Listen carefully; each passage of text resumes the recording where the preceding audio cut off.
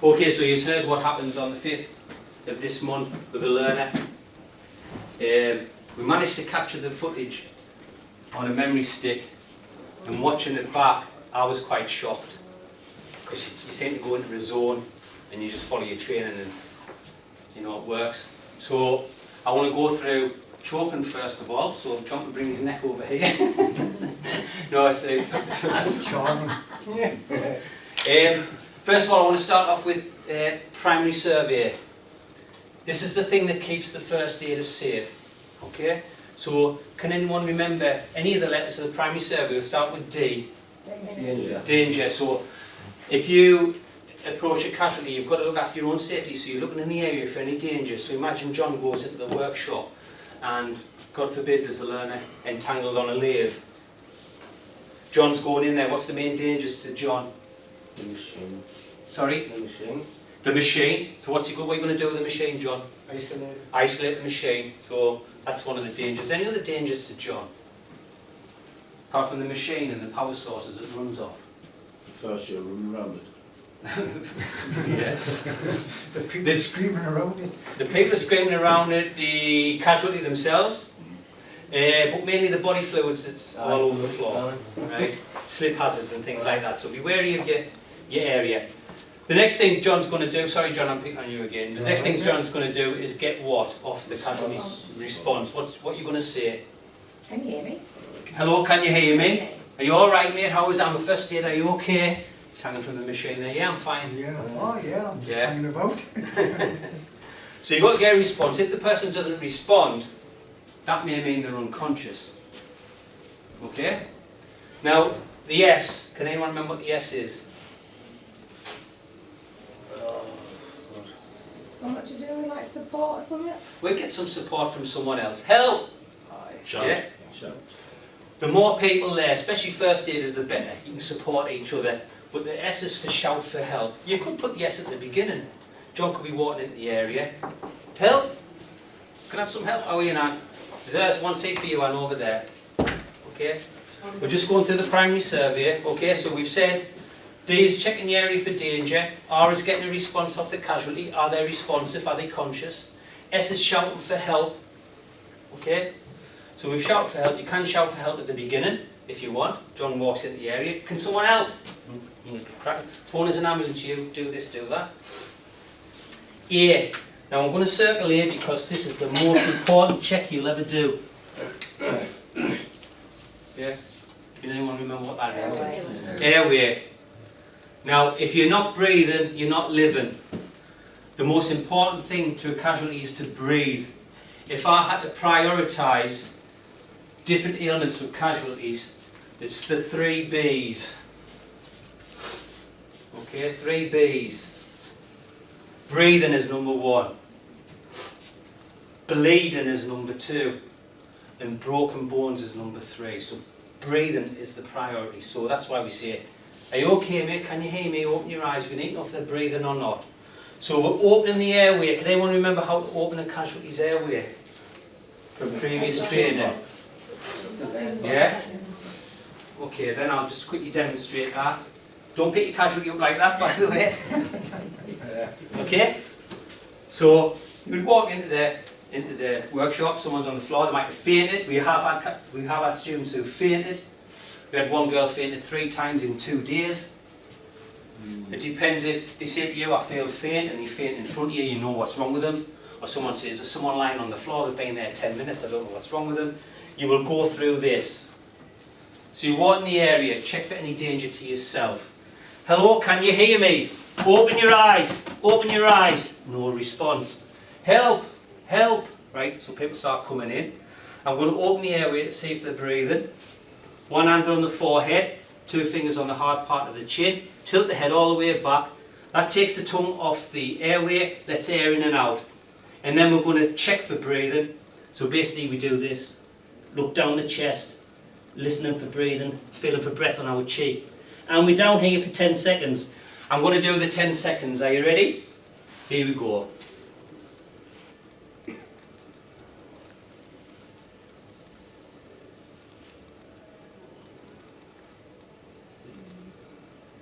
That's 10 seconds. That's a long time, isn't it? That's about 2 proper breaths, 2 proper respiratory breaths, what you're doing now. When I start talking about breathing, your brain is managing your breathing, but then you start to take control of your breathing, breathing in and out. Now you're starting to manage your breathing, aren't you? Just let your brain do it. It doesn't even think about it, really. So, he's not breathing. What's the next step? This person is not breathing. Check his nose, see if there's any obstruction inside the mouth. 999. Yes. Whoever's come to help you, you say to them, phone me an ambulance. Tell them the casualty is not breathing. Then go and get the defibrillator from the first aid room. Okay? Once I've told them that, I start the compressions and I don't stop. So I do 30 chest compressions to staying alive by the BGs. Alright, get on, Mick, nice one. Go for it, ready? Staying alive, staying alive. All together now. Staying alive, staying alive. Now, when we're working in a team, one person could be going 1, 2, 3, 4, 5, or doing it, I think it's 4 staying alive. That gets you like 31, 32 compressions. But you do it for 30 times, and then you're going to blow air in. Our first aid is if you haven't got a face shield, come and see me because I've got some new ones for you to pawn your keys. So this person will have a face shield on, and I'm going to blow air into you'll watch the chest rise. That's how you open an airway safely. I'm going to nip the nose, my mouth's going to go around their mouth, and I'm going to blow air in. Ready?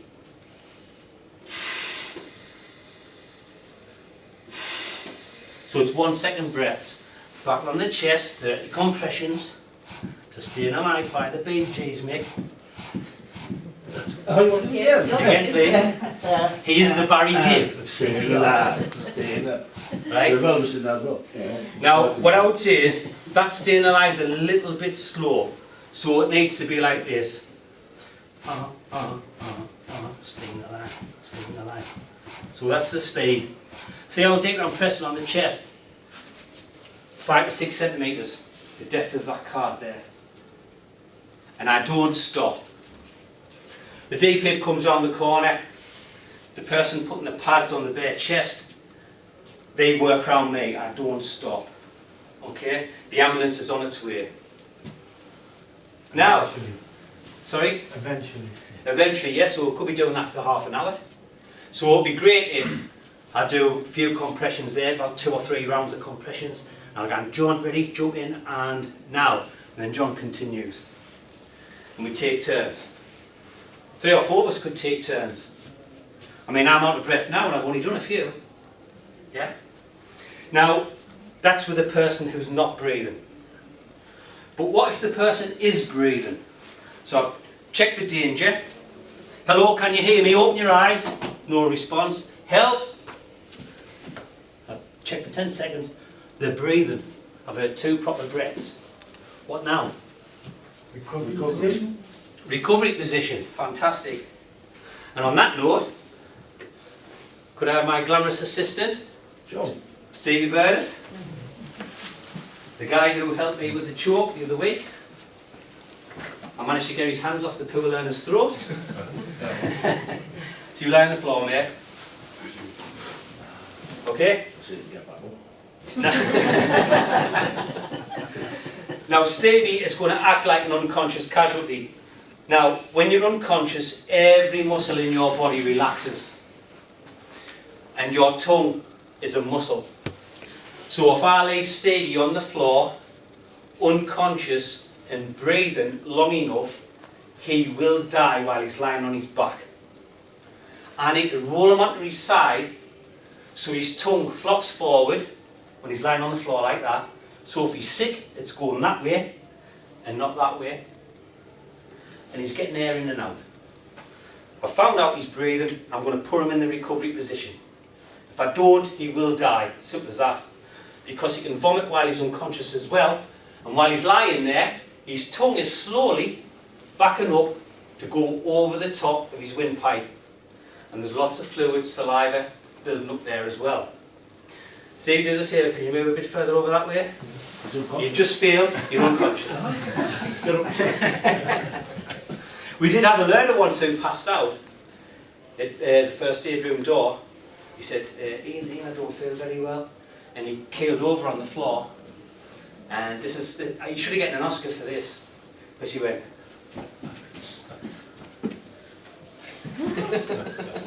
like that, right? And I thought, you're not unconscious. And his relatives were standing around the corner. They dropped him off and he had a maths lesson or something, or a maths test. And every time I was talking to his relatives, we put him on, we put him on the medical bed, and then when we were talking, well, I was talking to his relatives like here, I was slightly looking that way and I could see his eyes were wide open watching me, and then when I turned round, he closed his eyes. So you can tell when someone's not, someone's, you know, pulling the wool, someone who isn't unconscious. Now, Davey, when I picked your arm up and let go of it, it would fall to the floor. Look. His leg, it wouldn't be that stiff, like it'd be very, it would bend. It would bend. Davey, your leg would bend. Right? So I'm going to put him in the recovery position. So here we go. I've come in, check for danger. Hello, can you hear me? Open your eyes. No response. Help. Open his airway. He's breathing, I can see. There's 2 breaths. Right. The arm nearest me goes that way. So Stevie, do us a favour. Can you make your hand point that like that? You always roll them towards you. Okay?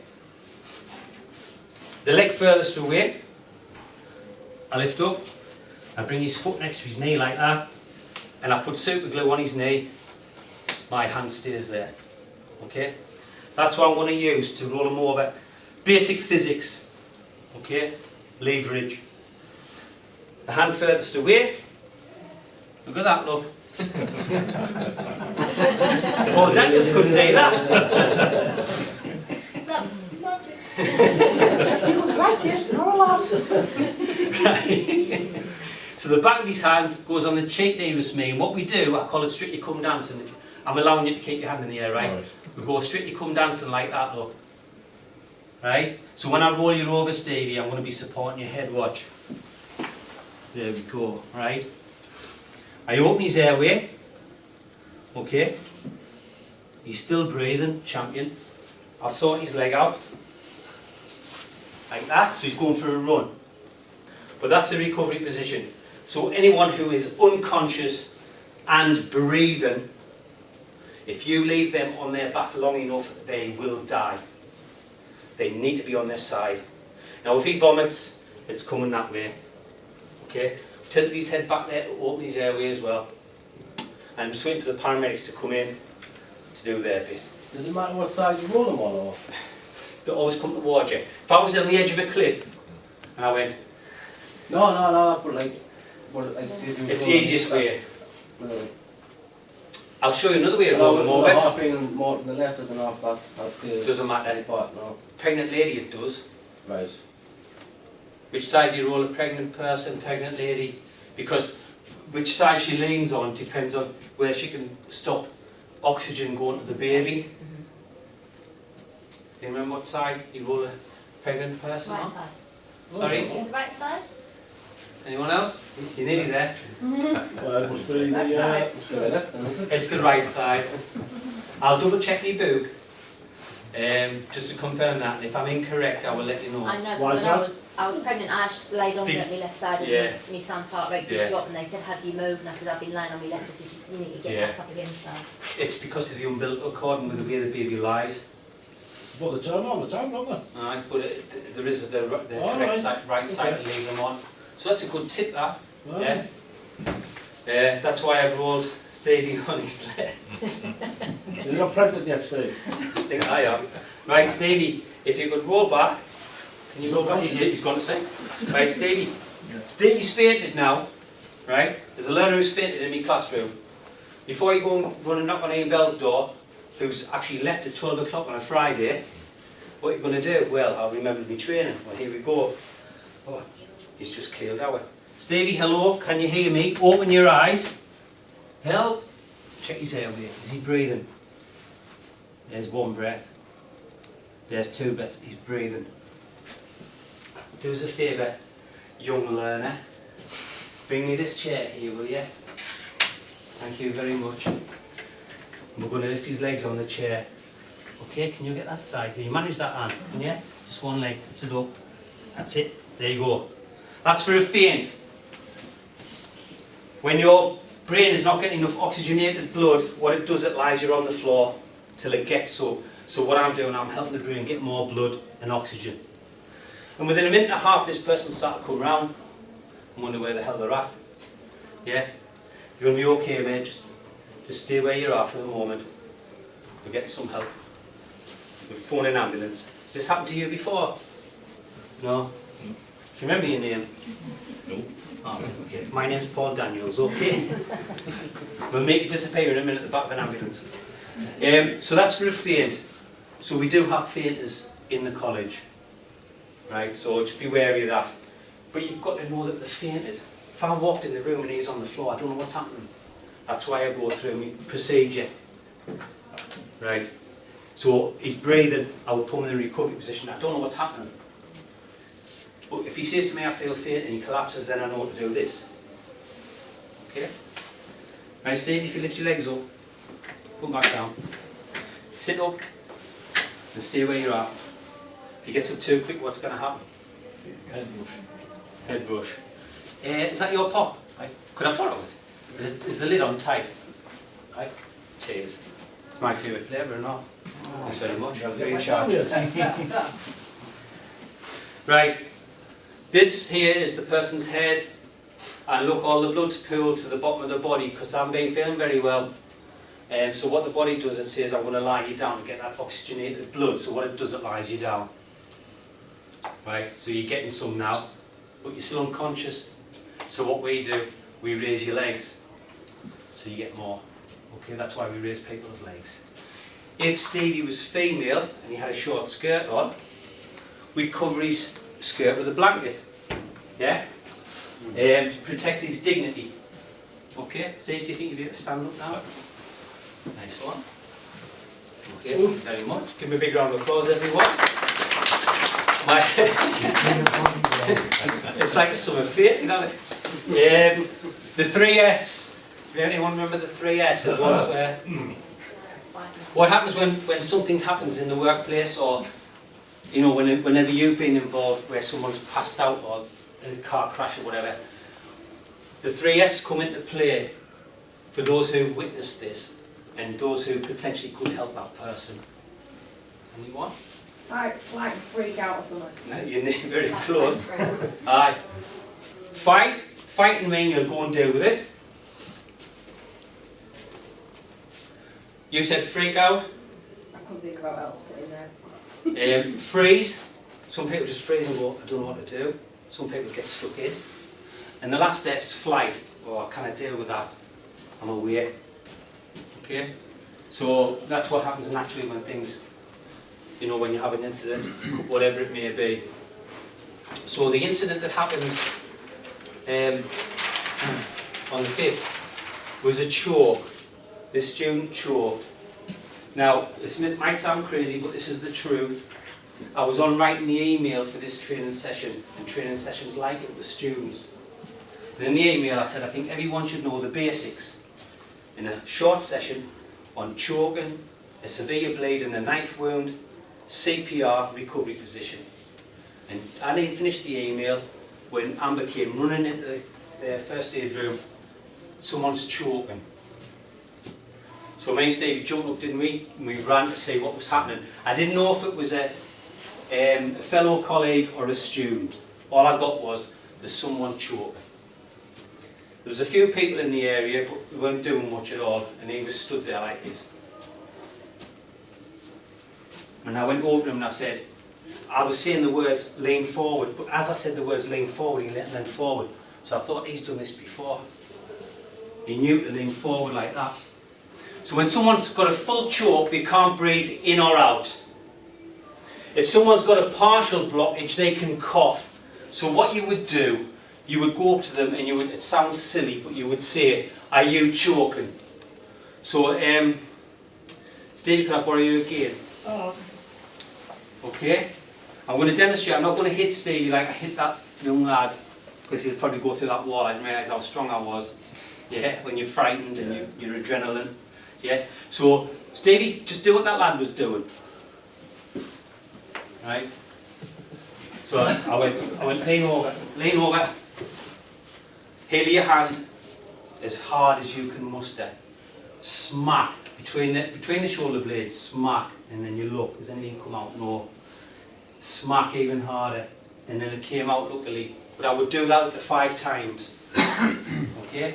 So hopefully 9 times out of 10 it comes out with the back blows. A lot of people say to me, oh, we'll do the Heimlich manoeuvre straight away. That's not what you do. The first thing you do is this. Do that again what the lad was doing. Stay still a bit. Are you choking? Right? Can you cough? Right, lean over. Lean over. Whack, look. Whack, look. But it hasn't come out. Whack. Up to 5. Okay, and hopefully it comes out. You do the same on a child over 1 year old. Okay? A child under 1, you put them on your knee. There's the head down there, and you hit them on the back like that. You've got them like that, and the head's facing that way. Okay? Now, luckily we got that out in 2, didn't we? Yeah. But if it didn't come out in 2, then it's the abdominal thrusts. Now, I'll show you how you put your hands for the abdominal thrust. So if you can all get your hands together like that, your dominant hand makes a fist. Okay? The other hand wraps around the fist. So I will get behind. I'm not going to do it on Stevie because it's dangerous. Once you start abdominal thrust, you need to say to someone, this is my first abdominal thrust, right? John, phone an ambulance, because he's got to go to hospital anyway, because they'll have to check him out for his stomach, right? So it's a fist like that, and where you put the fist on the person's stomach, there's your ribs where they split, there's your belly button, you go the centre. So there's your belly button, that's where my ribs split, I'm going there, like that, okay? And it's a very aggressive move, which I won't do on you, but they've got their arms over like that, and you go under the rib cage and up like that, so it's like that. And what you're doing there is, they've got a muscle called a diaphragm underneath your lungs, and we're pushing on that muscle to push the air out your lungs, to get that out. So you do that up to 5 times, okay? I would be wary when I'm doing it, because when I'm aggressive and pulling like that, his head might hit me in the face, so I'll be careful I don't get a bust nose. But you're very aggressive. Go under the ribs and up, like that. See that movement there? Yeah? Up to 5 times. Still hasn't come out. What now? 10 out of 10. Lean forward again, mate. 1, 2, 3. Now I'm worrying now, like, the ambulance is on its way though, because we started the first lot. 5. Hasn't come out. What now? Again. Back again. Another 5 of these. Abdominal thrusts. Hasn't come out. Now what? You keep doing that alternately. What's going to happen to him shortly? He's going to collapse and pass out, so he's going to be a dead weight, he's going to fall on the floor. Now what? Can you still feel it for a dead weight? Because now all the muscles have relaxed. Will it never come out easier? It's going to be I mean, Stevie, you're a little bit bigger than me, aren't you? I'm catching up though. Right, you're a big lad. I don't think I'll be at the whole of him. I'll be knackered anyway. So he's going on the floor. So he's unconscious and he's not breathing. What now? CPR? Who said that? Well done, John. CPR. So I'll be doing 30 chest compressions, and then I'll be tilting his head back, like I showed you with the dog, and I'll be giving him 2 rescue breaths, and 30 compressions, 2 rescue breaths, 30 compressions, waiting for the ambulance to come. Yeah? And that's all we can do really. I have heard of someone getting chest compressions and it's come out. I have heard that story. His blockage in his throat's about that big, the tube. He might have a tiny little gap there that can get some air down, so you don't starve your brain with oxygen, without oxygen, sorry. But that's what you would do. So we go from back blows, abdominal thrusts, backwards and forwards, backwards and forwards. Unfortunately he's collapsed, so we'll start CPR. Well done, John. And then we're praying for the ambulance crews to come. They have all the tubes and they can do little, you know, put airways in, but we just do our best. Okay. Any questions on that one? No? So if I ask you a question on choking, you'll be able to answer it. Yeah, have a quick look before I pose away. The other thing with you're saying CPR, when you breathe into the mouth, could you not push what's lodged further in? You could, but that's just the way the medical books say. Because there may be a slight gap in, for example, a child, leg O, block a leg O. The best airway blocker is a grape. In a child's throat, a grape is perfect. If they inhale that grape, then that's a brilliant airway blocker. So my grandkids, whenever they were little, we used to chop all the grapes up for them so they're nice and squashy, so they don't inhale it. The whole, like, the marbles are brilliant as well. Gobstoppers and marbles, fantastic. There was a 5-year-old choked in Pizza Hut in Hartlepool a few years back. I don't know if you heard about that one. A grape. It was cut the wrong way, wasn't it? Aye, and they inhaled it. Nobody knew what to do. I'm very surprised that a big chain like that didn't have first aiders who could deal with choking. You know, your risk assessment would say, you know, you need to train people in how to get rid of a choke, because this is an eating establishment and choking is quite common. Anyone here who's never choked before? There you go. Luckily it was a partial choke and you coughed it up. Or you'd be telling me that someone hit you on the back and then give you abdominal thrusts. Because if they didn't, you wouldn't be here now. That happened to that bloke there. He's gone. Okay? Right. So, with choking then, my friend here, someone's choking in the office, you come in, what's the first thing you're going to say to them? Are you choking? Good one. What's the next thing you're going to say to them? Can you cough? Good one. And if they can cough, just encourage them to cough. Well done. So I do have a question actually. Go on then. You did a really good demonstration of that bloke choking, but how did you know he was choking? Because I've never seen that before. Right. He wasn't coughing, so to me it's not a natural. Yeah. So when my grandson is 15, when he was 5, he choked, and I knew from experience that he was choking, because what people do, to open their airway, they put their arms back, like that. Well, my grandson came in like this, right?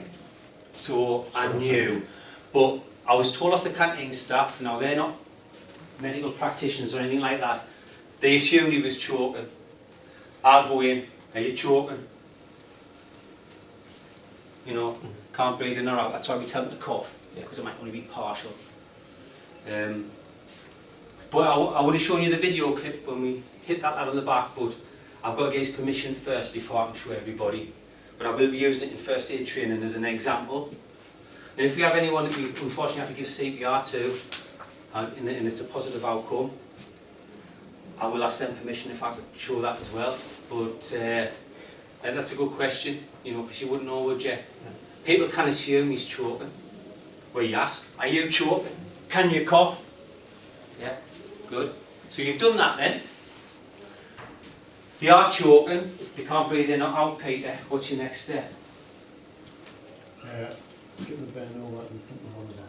Nice one. So you get the bend over, yeah, and then what are you going to hit them on the back with? The heel of your hand, nice one. So you've done the 5 back blows, Peter, and nothing's worked.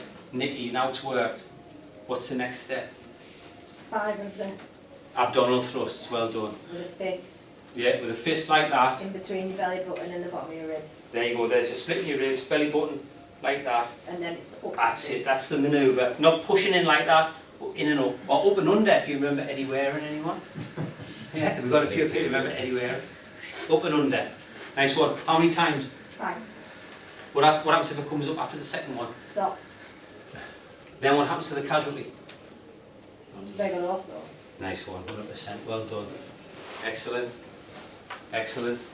Okay. Look at that. Time flies when you're having fun. So, Any other questions before we finish? So like I said, we've had a choke. We've had 3 incidents where we had the defibrillator on standby. One was with a member of one of our colleagues, and the other 2 times was with a learner, 2 learners. So the NHS told us, get your defibrillator on standby. You all know where the defib is. The last time we took the defib out to one of our colleagues, the first aider brought the defib over, and the colleague was sat there and he saw the defib, and it made him worse. He was panicking because he thought he was going to get an electric shock. So what we do is we sneak it around. I'll walk in with a jacket, with it hidden in the jacket, and I'll put it in the corner of the room, or I'll put it next door, and we'll monitor the casualty. Yeah. So we've had 3 incidences where we had the defib on standby. We've had 3 incidents with faint. We've had the odd little cuts in the workshop.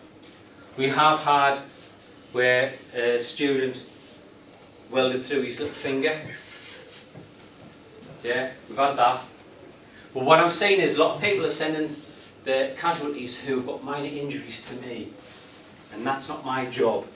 My job is to train our first aiders. And if it's minor injuries, the first aiders deal with that. So you have to find a first aider. I'm what you call a first aid instructor. But I do want to be involved if you've got someone who's had a sudden cardiac arrest, heart attack, anaphylaxis, fainting, anything that causes people to become unconscious. I need to be there. Okay, but little cuts in that, we've got the first aid kits out there. Go and get a first aider and they'll be dealt with through that. And then they do all the paperwork and they just hand it to me. I'm the admin for that bit. So what's going to happen in the new academic year, I'm going to be training all the apprentices. So they'll have a 2-hour crash course, and it will include someone being knifed, penetrating wounds, and what to do with a penetrating wound. So I believe in training people that will benefit their workplace, especially maintenance technicians, because they're exposed to loads of hazards day in, day out. But they may be out on the town one time and one of their friends might get stabbed, and then if they're there, they know what to do. Rather than like most people, they just pull the knife out and they just help the person die quicker. Yeah, so we're going to include that. Before the electric shock as well, though? Sorry? Electric shocks? Yeah, because that'll be the defib.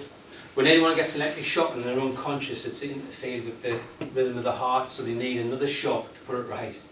So electricians need defibs if they've had a whack and they're unconscious. Yeah, it'll cover that as well. Just on that note then, can anyone tell me before we finish, and I thank you for your time, the difference between a heart attack and a sudden cardiac arrest, because they're not the same? Yes, Peter? Cardiac arrest is your heart is actually stopped. Yes. And a heart attack means your heart is in difficulty. Yeah, I'll accept that. So one is a problem with the circulation of the heart. It's not getting enough blood, and you have a massive pain across your chest. Those who I've spoken to who've had heart attacks say it's like an elephant sitting on your chest, or your chest being crushed in a vice. And normally a person who's having a heart attack is conscious and breathing. They just look horrible, grey, they feel sick, they're sweating, and in the books, in the first aid books, a description which I find interesting in the first aid book, it says, a feeling of impending doom. Has anyone ever had a feeling of impending doom, apart from when you get the new cohort of learners in? Yeah. So, you know, when people's having heart attacks, it's the best weapon in a first aider's armoury, if you like, is that. You're going to be okay, don't worry, we're looking after you, you'll be fine. You know, even if you think it's going to be negative, you've got to tell them you're going to be fine. We're trained, the ambulance is on its way, just keep calm. Yeah, that's your best weapon, because I don't carry a first aid kit around us. So, like Peter said, a heart attack is a problem with the circulation, so they will be conscious. So what position would you put them in? Would you have them walking around the centre? One of your learners has a heart attack in the workshop. Would you send them to me? No. Just get yourself around there, bunny lad. Ian's in there, he's got his nurse's uniform on. Yeah. So someone's having a heart attack, right? You make them move around, you're making them worse. treat them where you find them. So if they're having a heart attack in the workshop, basically sit them on the floor, have them leaning against the wall, and they must have their legs bent. And look at my bunny socks, right? Like that. That's how you treat a person for a heart attack if they're conscious. Then you go to reception, send someone to reception, put the radio call out, and we'll come and help. Well, you not raise the thing. No. It's the W position, Kevin, for heart attack. Because these heavy muscles here pull on the abdomen, which causes strain on the heart. So it's the W position, back against the wall. You talk to them, but a heart attack can go into a sudden cardiac arrest, so you've got to monitor them. So if I've got someone who's having a heart attack, I'll say to Stevie Bird or so anyone who's with us, get the defib on standby, will you? You've made the phone call, haven't you? Aye, they're on the way. Get the defib on standby. Don't let him or her hear you say that. So if you're talking about the casualty, come away from them and whisper. You don't want to frighten them. So that's a heart attack. Sudden cardiac arrest, like Peter said. Sudden, like that. Cardiac, heart, arrest, stop. So the heart does stop, but it wobbles like a jelly. Because the two electrical impulses, the two mini defibrillators that's built into your heart when you were born, they're firing off at the wrong speed. So your heart's just wobbling, it's not pumping any blood, and your brain says, I'm not getting the oxygenated blood, I'm going to lie you down. So you go, vroom, you're out for the count. Time's ticking away, 3.5 to 4 minutes, gone.